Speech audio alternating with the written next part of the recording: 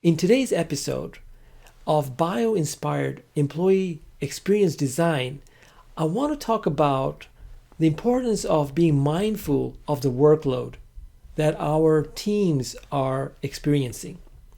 And what can we learn from the life of the honeybees that can inspire us to redesign our workplaces so that we're able to create an employee experience that is going to actually engage the workers, your teams, and that they are more involved and enthusiastic about showing up to work.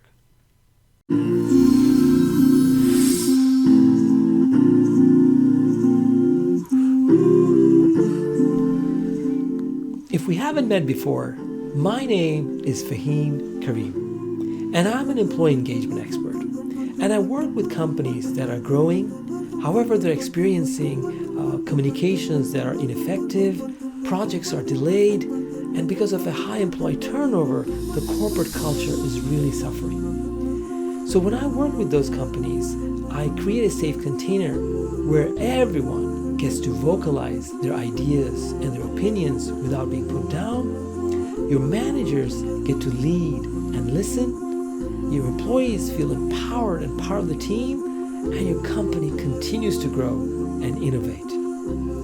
And you know, as someone who's lived in 4 different continents, worked with people across the globe, with award-winning in excellence and being a role model, I love to take teams and turn them around so that everyone feels seen and heard.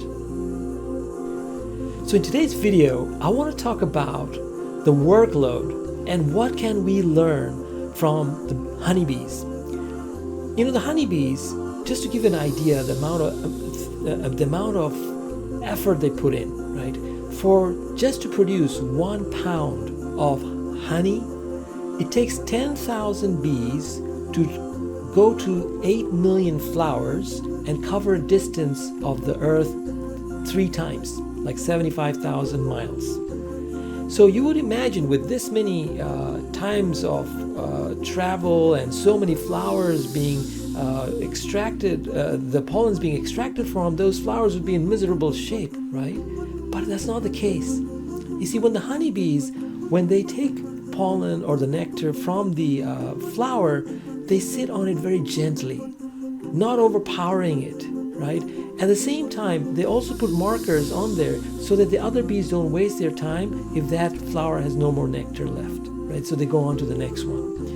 And at the same time, they have an amazing communication system where they let the bees know where exactly to find nectar from, how far is it, and depending on the distance, they will have a different kind of communication so that the bees know exactly how far they have to commute. And at the same time, they will also express to them if it is a really good source of nectar, because the particular bee will do a much more intense dance so that the other bees realize this is a really exciting opportunity to get this amazing nectar.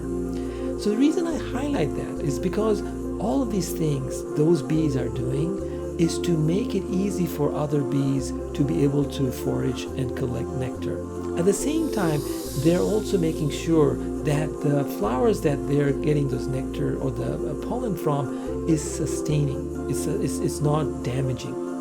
So as leaders, what I would like us to think about is when you are trying to get work out of the workers or your employees and your teams, be mindful of the workload. You know, it's sometimes our tendency to be wanting to get 100%. Maybe that's not enough. Sometimes we want 120% out of these workers.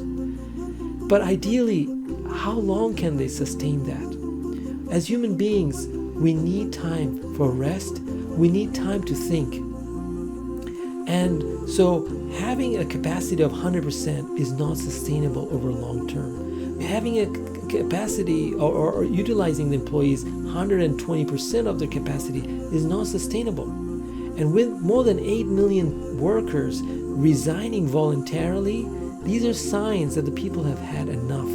Over a sustained period of time of working for so many long hours and with no end in sight of relief, these are certain things that we can learn from the bio and be able to bring those ideas to our workplace and make a difference in the lives of the teams that we're working with. So if you like what you heard today, please look up our website, geartoharvest.com, and check out the things that are also out there in our insight section that you may find beneficial.